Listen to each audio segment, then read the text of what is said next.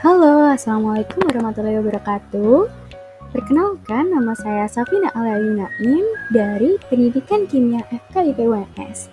Nah, pada video kali ini, saya akan membahas salah satu materi kimia yang erat hubungannya dengan kehidupan kita sehari-hari. Penasaran materi apa itu? Simak videonya sampai habis ya. Nah, materi kimia yang akan kita bahas kali ini yaitu termokimia. Kalian tentu sudah tidak asing kan dengan istilah ini? Nah, mari kita bahas lebih lanjut terkait dengan termokimia.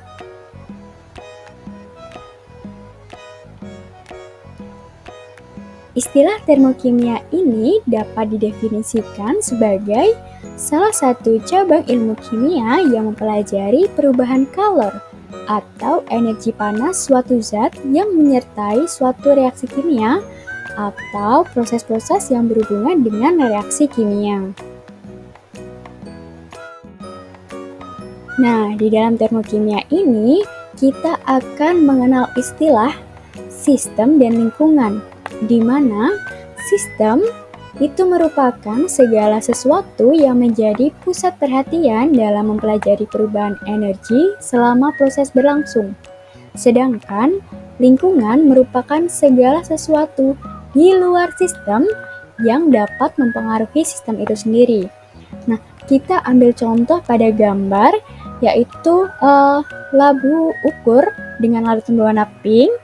Nah, di sini larutan yang berwarna pink ini berperan sebagai sistem, karena larutan ini yang akan menjadi pusat perhatian kita, di mana pada larutan nantinya akan terjadi reaksi, yang dimana mungkin akan terjadi perubahan suhu atau perubahan yang lain. Sedangkan lingkungan yaitu segala sesuatu yang di luar dari sistem. Artinya, labu ukur ini, tangan kita, udara di sekitar sistem itu juga termasuk ke dalam lingkungan karena dia berada di luar sistem dan dapat mempengaruhi sistem itu sendiri. Nah, di sini ada proses pembakaran kayu atau gambar dari api unggun. Nah, di dalam proses pembakaran kayu ini ternyata ada yang berperan sebagai sistem dan ada yang berperan sebagai lingkungan. Kalian bisa menebak mana yang berperan sebagai sistem dan mana yang berperan sebagai lingkungan?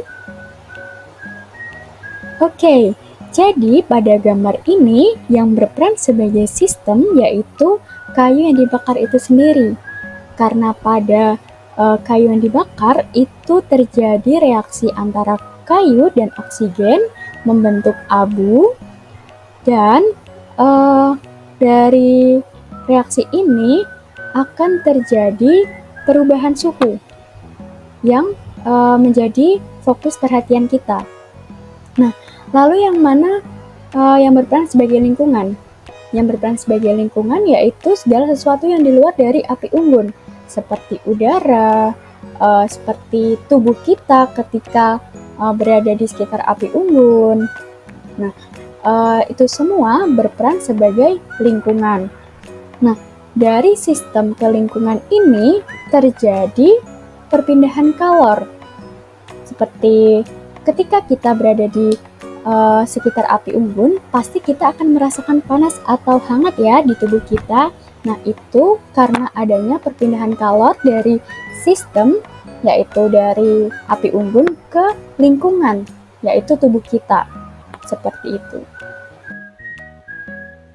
Nah, setelah kita mengenal apa itu sistem, apa itu lingkungan, ternyata sistem itu sendiri terdiri dari beberapa jenis.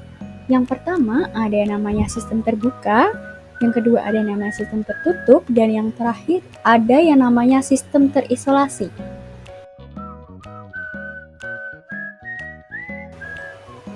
Nah, di dalam termokimia, reaksi itu dibedakan menjadi dua.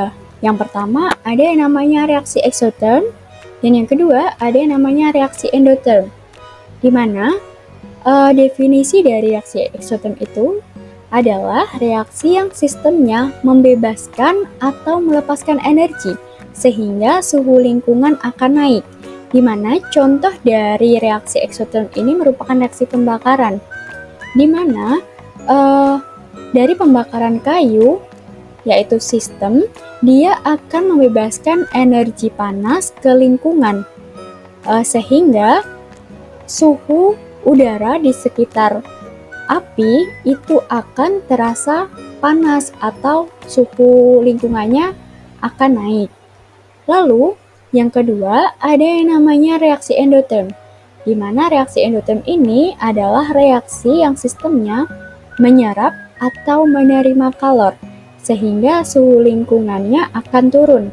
Contoh dari reaksi endoterm ini yaitu reaksi antara NH4Cl dengan BaOH2, di mana ketika dua zat ini direaksikan, maka suhu lingkungannya akan turun dari suhu awal. Agar kalian lebih memahami terkait dengan reaksi eksoterm dan endoterm, mari kita simak video praktikum berikut ini. Halo teman-teman, kali ini kita akan melakukan praktikum dengan judul reaksi eksoterm dan endoterm. Hal pertama yang wajib untuk kita perhatikan adalah aspek keselamatan ketika di dalam laboratorium. Seperti gunakanlah jas laboratorium ketika kita akan melakukan praktikum. Lalu, jangan lupa menggunakan sarung tangan lateks agar tangan kita terlindungi dari bahan kimia yang berbahaya. Dan yang terakhir, jangan lupa untuk membaca petunjuk penggunaan alat dan bahan yang akan kita gunakan dalam praktikum.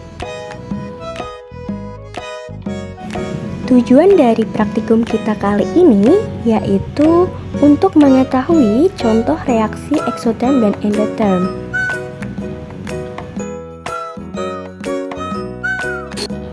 Dengan langkah-langkah percobaan sebagai berikut. Pertama-tama, tentunya kita harus menyiapkan alat dan bahan yang akan kita gunakan.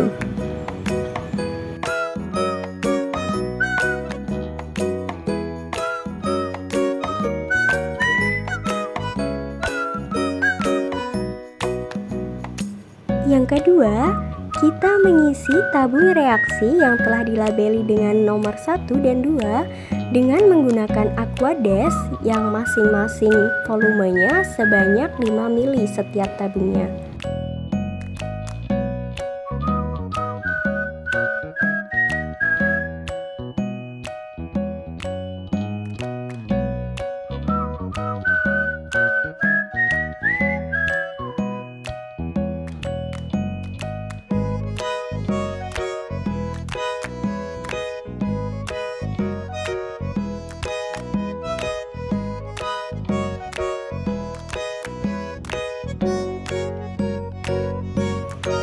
Setelah tabung reaksi terisi dengan Aquades, langkah yang selanjutnya yaitu menimbang amonium klorida atau NH4Cl sebanyak 1 gram.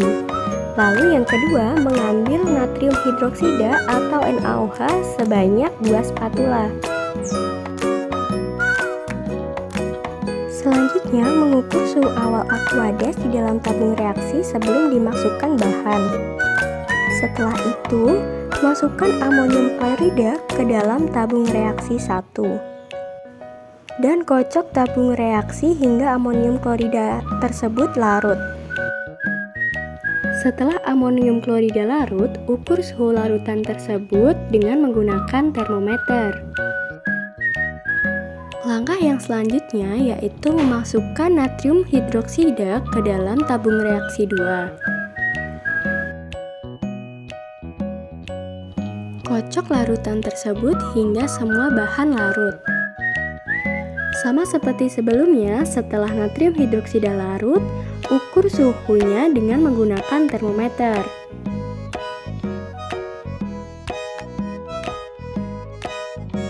Setelah kita melakukan step atau langkah-langkah di dalam percobaan, catat hasil percobaan tersebut di dalam lembar pengamatan yang telah disediakan. Nah, dari percobaan yang telah dilakukan, kita dapatkan hasil pengamatan sebagai berikut. Nah, kita dapatkan data pada tabung reaksi 1, yaitu reaksikan Aquades dengan amonium klorida atau NH4Cl, kita dapatkan suhu sebelum reaksi yaitu 33 derajat Celcius. Lalu, suhu sesudah reaksi atau sesudah ditambahkan dengan NH4Cl yaitu sebesar 24 derajat Celcius. Lalu, pada tabung reaksi yang kedua, yaitu direaksikan Aquades dengan NaOH atau natrium hidroksida, kita dapatkan suhu sebelum reaksi yaitu sebesar 33 derajat Celcius, lalu suhu sesudah reaksi atau sudah ditambahkan dengan NaOH yaitu 64 derajat Celcius.